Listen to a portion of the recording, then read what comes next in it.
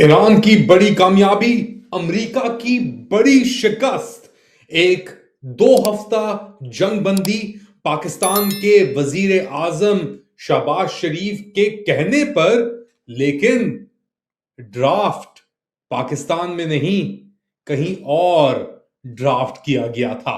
Late Ali show you के इस episode में आप सबको खुशामदेद। Do like, subscribe and share this content. पिछले 12 घंटे 24 घंटे इतने अहम रहे हैं इस 5 या 6 हफ्ता जंग जो अमेरिका और इजराइल ने मुसल्लत की हुई थी ईरान के ऊपर, उसमें के दिन ब दिन चीजें तब्दील होती जा रही थी। और हमारा मौकफ यही था कि ईरान अपने मौकफ से, अपने हदफ से पीछे नहीं हटेगा। और उस हदफ के अंदर कई अहम चीजें शामिल थी। एक तो पाकिस्तान का किरदार, उस पर भी बात करेंगे। अमेरिका का किरदार, उस पर भी बात करेंगे। मगर सबसे अहम ईरान और चीन का किरदार, जिन पे बात करनी अब जरूरी बन गई है। क्या हुआ है पिछले कुछ घंटों के अंदर?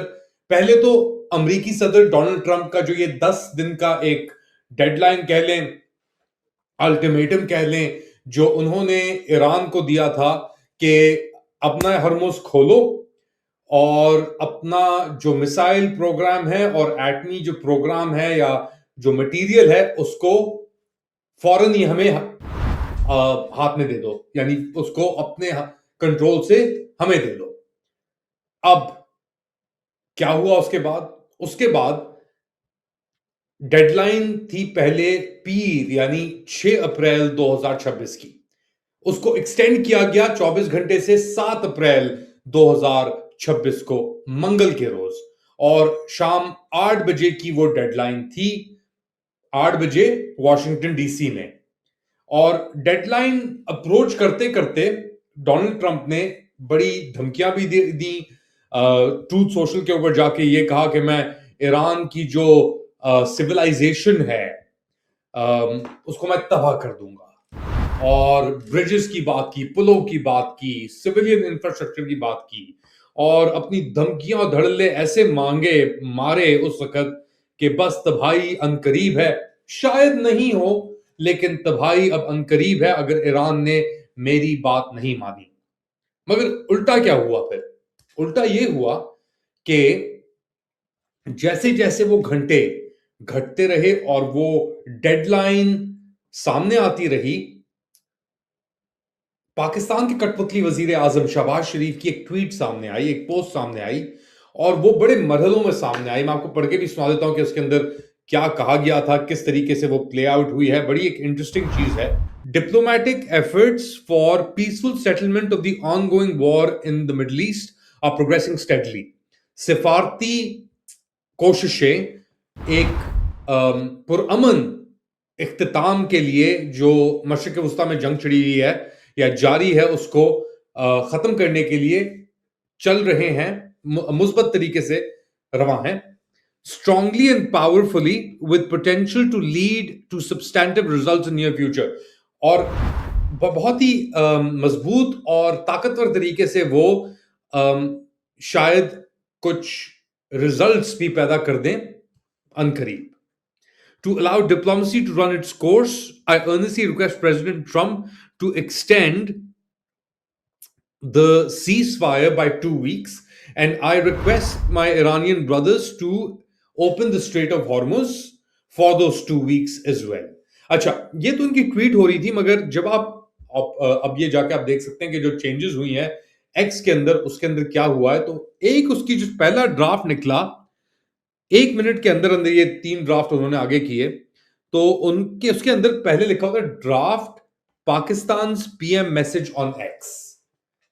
अब इतना ही होना था और पूरा जो ये बनाया था, एक पूरा एक नैरेटिव, एक माहौल जो बना था कि पाकिस्तानी वजीर आजम की ये ट्वीट आएगी और उसके बाद सदर ट्रंप उस ट्वीट पे रिएक्ट करेंगे। वो इस एक ट्वीट के साथ ही ये ट्वीट तो आई, और जब इसको खोदा गया ट्वीट को, तो अंदर से ये निकला चूहा।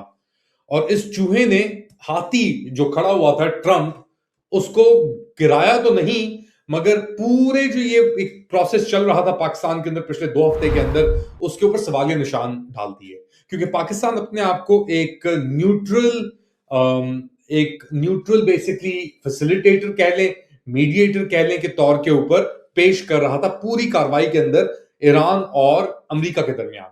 लेकिन इस एक ट्वीट के आने के बाद और उसके बाद जो ट्रंप का रिएक्शन आया कि मैं एक्सटेंड कर रहा हूं और अब मुझे जो 10 जो नुक्ते मिले हैं ईरान से, अच्छा वो 10 नुक्तों की बड़ी अहम बात है क्योंकि वो 10 नुक्ते नए तो नहीं है, वो तो बड़े कुछ दिनों से आए हुए हैं और ईरान ने अपने आप को उन 10 नुक्तों के ऊपर बरकरार रखा हुआ है। तो इस सिचुएशन के अंदर ट्रंप का ये कहना और फिर पाकिस्तानी वजीर आजम उससे पहले ये ट्वीट करना जिसके अंदर ये ड्राफ्ट का लफ्ज चला गया, किसी ने मेरे कॉपी नहीं देखी या जहां से आया था उन्होंने कहा कि फौरन नहीं लगा दो, पता नहीं क्या हुआ इसके अंदर, सिफारती लेवल के ऊपर फॉरेन ऑफिस की तरफ से भंड हुआ, प्राइम मिनिस्टर ऑफिस की तरफ से भंड हुआ, क्या कॉपी एडिटर नहीं थे, वेटर नहीं थे, मगर इसने एक सवालिया निशान पाकिस्तान के किरदार के ऊपर खड़ा कर दिया कि क्या पाकिस्तान वाकई ही में एक न्यूट्रल ऑब्जर्वर है या वो अमेरिका की के निशानों पे, इशारों के ऊपर डोनाल्ड ट्रंप के ये सब चीजें कर रहा था जंगबंदी के लिए और अमन के लिए। अच्छा, ईरान का भी स्टेटमेंट आया उसके बाद अब्बास अरागची का, उन्होंने पाकिस्तान की बहुत तारीफ की और कहा कि हम जब तक गोली नहीं चलाएंगे, जब तक अमेरिका और इजराइल अपनी जंग, अगर वो गोली बंद कर देते हैं चलाना या बमबारी बंद कर देते हैं तो हमारे भी जो हमले हैं मशरिक वस्ता में और इजराइल और अमेरिका की पोजीशंस के ऊपर, उनको हम रोक देंगे। इब्न हरमुज को लेकर उन्होंने कहा कि अभी भी हम उसका उसी तरीके से कंट्रोल करेंगे जो हम पहले कर रहे थे, यानी जो इस्लामिक वो रेवोल्यूशनरी गार्ड्स के तहत और वो जो उन्होंने पूरा एक बंद किया हुआ है या टोल प्लाजा एक तरीके से लगाया हुआ है, वही प्रोसेस चलता रहेगा। मगर एक अहम चीज इसके अंदर ये उभरी है क्योंकि अब्बास अरागची के स्टेटमेंट के बाद एक और स्टेटमेंट आया जो ये काउंसिल है, स्पेशल काउंसिल जो अब ईरान को चला रही है उनका, और उन्होंने कहा कि जी हमारा कोई इरादा नहीं है इब्न हरमुज को आगे करने के लिए। जो बातें की जा रही हैं वो ये हैं कि तो ईरान और ओमान पैसे लेंगे और जो ईरान का हिस्सा होगा तो तकरीबन $2 मिलियन के करीब युआन के अंदर चार्ज कर रहे थे पर किश्ती, वो जो ईरान का हिस्सा होगा वो जाएगा ईरान के अंदर जो तबाही हुई है, रिकंस्ट्रक्शन हुई है उसके ऊपर। तो अब मुज़ाकरात, तवक्कुआत हैं कि मुज़ाकरात होंगे आपके इस्लामाबाद के अंदर। अब ये कब होंगे ये डेट हमारे सामने नहीं है।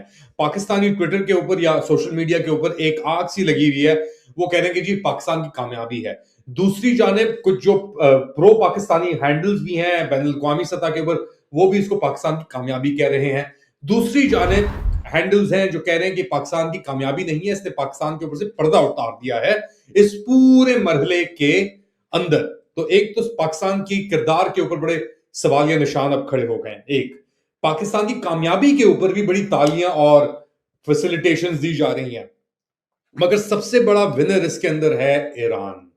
ईरान इसलिए क्योंकि उसकी जितने भी मुतालबात थे वो सब वैसे के वैसे इंटैक्ट हैं। अब कब तक रहेंगे ये नहीं पता। और एक और चीज, इजराइल कब हमला कर दे, क्या वो इस अग्रीमेंट से अग्री करेगी, क्योंकि ये सदर ट्रंप का है। उसके ऊपर भी आई ये बात। इजरायली प्राइम मिनिस्टर नेतन्याहू ने भी एक स्टेटमेंट जारी किया है कि जी हम सपोर्ट करते हैं सदर ट्रंप को, मगर हमारी कार्रवाइयां जो हैं वो शायद जारी रहें। मगर बहुत सवालिया निशान अब हो गए हैं इजराइल के किरदार के ऊपर कि जब भी इजराइल या अमेरिका या ईरान कुछ मुस्बत यानी एक कदम बढ़ाते हैं आगे, तो इजराइल उसके अंदर आके कोई ना कोई तबाही कर देता है या मचा देता है, फेर देता है। अब उसके किरदार के ऊपर बड़े सवालिया निशान है। इस्लामाबाद में मुज़ाकरात के ऊपर अभी भी सवालिया निशान है, कुछ भी हो सकता है। क्या ये ट्रंप अपने लिए वक्त खरीद रहा है अपने लिए और नेतन्याहू के लिए? क्या वो जो उसने इतने सिपाही और ब्रिगेड्स और सब चीजें जमा की हैं मशरिक वस्ता में, उनको खुला छोड़ने के लिए? एक ये सवाल बनता है। एक और सवाल बनता है मशरिक वस्ता के अंदर जो खलीजी रियासतें हैं उनकी कंसल्टेशन या उनका क्या किरदार है इसके अंदर? क्योंकि अगर ईरान अब एक बड़ी कुव्वत बन के उभर रहा है इब्न हरमुज के ऊपर, जो एक गले की तरह एक पतला सा पैसेज है, उसके ऊपर उसका एक आप समझ लें इक़्तिदार ही एक काबू मजबूत हो गया ना अब तो इस पूरी एक्सरसाइज के बाद अगले 2 हफ्ते और इंडेफिनेटली आप समझ लें हो गया है। और ओमान के साथ अब ओमान का किरदार भी ऊपर आ गया है। तो मुत्तहिदा अरब अमीरात का क्या किरदार होगा, बहरीन, कुवैत, कतर का क्या किरदार होगा और सऊदी अरब का क्या किरदार होगा। क्योंकि अब उनके हाथ से वो जो ताकत थी, हॉर्मुज तो खुला हुआ था पहले, जंग से पहले 28 फरवरी से पहले हॉर्मुज तो खुला हुआ था, मगर अब जंग ये जो अब आके पॉज आया है 5-6 हफ्ते बाद, इस मौके पर पॉज ही कह सकते हैं ऐसे, क्योंकि जंग रोकने का मेरे ख्याल से किसी का इरादा एज सच तो नहीं है और ईरान भी ये जानता है कि वो किसी भी जंग बंदी मंसूबे का हिस्सा नहीं बन सकता और इसीलिए उसका हरमुज पे कंट्रोल जो है और पैसेज के ऊपर वो भी बरकरार है। हरमुज खुली नहीं है, वो इब्न हरमुज खुला नहीं है अभी तक। तो ईरान के पास ऑप्शंस हैं, अमेरिका, इजराइल को एक ब्रेक मिलेगी, उनके जो इंटरसेप्टर खत्म हो गए हैं उनको रीलोड करने का मौका मिलेगा, जो भी स्टॉक पाइल पीछे से आ रही है, और उनके मोरे इस एरिया में पहुंचाने का मौका मिलेगा।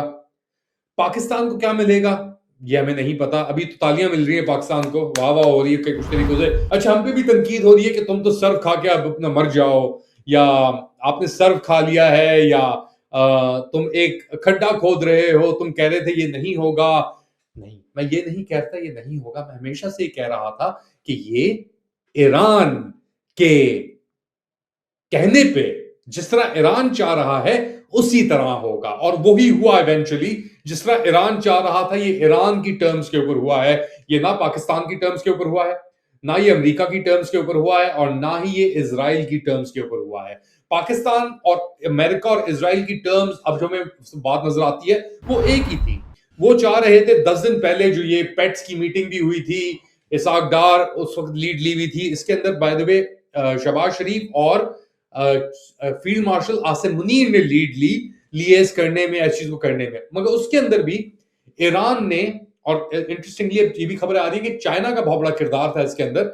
ईरान और चाइना ने टाइमलाइन जो थी इसकी, अमेरिका ट्रम्प चाह रहे थे कि हमारी टाइमलाइन पे हो, हम डिक्टेट करें क्या टर्म्स होंगी, मगर उन्होंने इस तरीके से इसको मनूवर किया, पुश किया कि जो चीज एक हफ्ता 10 दिन पहले होनी थी वो डिले हुई, और फिर उसके बाद एक और डिले अब आ गया है सामने आपके।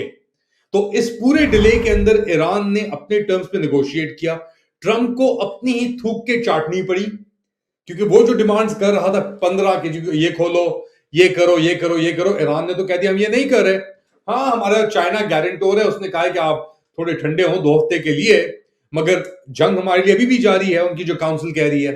इब्न हरमुज अभी भी बंद है जो वो मेंटेन किया हुआ था, उनके 10 पॉइंट ईरान के अभी भी इंटैक्ट है, अमेरिका के 15 पॉइंट इंटैक्ट नहीं है। और साथ साथ अब सवालिया निशान इजराइल के ऊपर भी आ गया है कि इजराइल अब क्या करेगा, क्योंकि ट्रंप ने तो एक एग्जिट रैंप पकड़ लिया है, सही, उसको नजर आया, उसने कहा कि यार मैं अपने ऊपर नहीं रख के बंदूक रख के चला सकता, मेरी हालत वैसे ही टाइट है, मैं पाकिस्तानियों के ऊपर बंदूक रख के कि ये एक मशवरा दें, एक सजेशन दें और उसको मैं एक्सेप्ट कर लूं, वो मेरा एग्जिट रैंप है। तो एक यूटिलिटी वहां पे नजर आई, कैपिटलाइज किया, वो निकल गया साइड से। अब इजराइल क्या करेगा इसके ऊपर एक सवाल। मशरिक वस्ता के अंदर जो ये मुत्तहिदा अरब अमीरात और दीगर और रियासतें थी, बहरीन, जिन्होंने अपना कट्ठा बट्ठा सब कुछ इजराइल के साथ लगा दिया था, जो यूएन के अंदर एक रेजोल्यूशन वीटो भी करने जा रहे थे, या वीटो जो हो गई रशिया और चाइना ने जो कर दी, ये तो इंट्रोड्यूस मुत्तहिदा अरब अमीरात और बहरीन ने कराई थी कि जी एक लिमिटेड फोर्स को, एक किसी कुव्वत को जोर के जरिए ये अपना हॉर्मुज खुलवाना हमें पड़ेगा। वो तो चीज फेल हो गई, चाइना गारंटोर बन के सामने आ गया, सही, तो उनके प्लान फेल हो गए। और अब क्या उनका होगा, क्योंकि अमेरिका किसी पोजीशन में नहीं है उन्हें सपोर्ट करने के लिए। अमेरिका ने तो कह दिया कि हाँ भाई जो ये कह रहा है ईरान, हाँ हाँ हाँ सही है, सब कुछ हमारी बातें अब आगे बढ़ेंगी नहीं बढ़ेंगी, सब कुछ होगा नहीं होगा वो देखा जाएगा।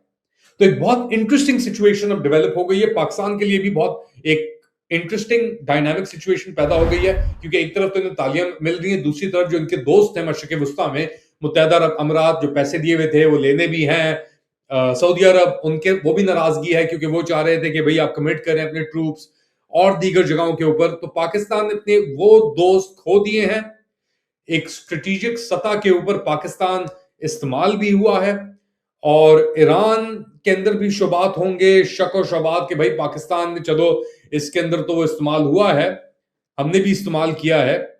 ट्रंप और पाकिस्तान के ताल्लुकात के जो ये ड्राफ्ट के बाद सामने आए हैं, वो भी चीज एक वाज़ेह होगी। तो एक बहुत ही कॉम्प्लिकेटेड कॉम्प्लेक्स सिचुएशन बन के सामने आ रही है और पाकिस्तान के लिए शायद मुश्किलात ज्यादा नजर आ रही हैं निस्बतन आसानियों के। हाँ, जंगबंदी की तरफ रवा हो गए हैं, इस्लामाबाद के अंदर कॉन्फ्रेंस भी होगी, सब चीजें होंगी, मगर क्या गारंटीज हैं? कोई गारंटीज नहीं है। और पाकिस्तान के पास तो पैसे भी नहीं है, और जो पैसे थे देने वाले, उनके अपने हालात अब खराब होने वाले हैं विजा विज ईरान को लेकर, और इब्न हरमुज के अंदर जो सिचुएशन डेवलप हुई है उसको लेकर। ओमान और ईरान का पल्ला भारी हो गया है, चीन का पल्ला भारी हो गया है। चीन ने बड़ी मास्टर स्ट्रोक भी खेली है, क्योंकि ईरान अपेरेंटली इस चीज के अंदर कूदा ही, क्योंकि चाइना ने कहा हम तुम्हें अपनी बैकिंग देते हैं, तुम जाओ। ये है सिचुएशन। आप लोग क्या समझते हैं बताएं मुझे कमेंट सेक्शन में। Do like, subscribe and share this content. थोड़ी देर बाद दोबारा हाजिर हूंगा अपडेट के साथ, तब तक के लिए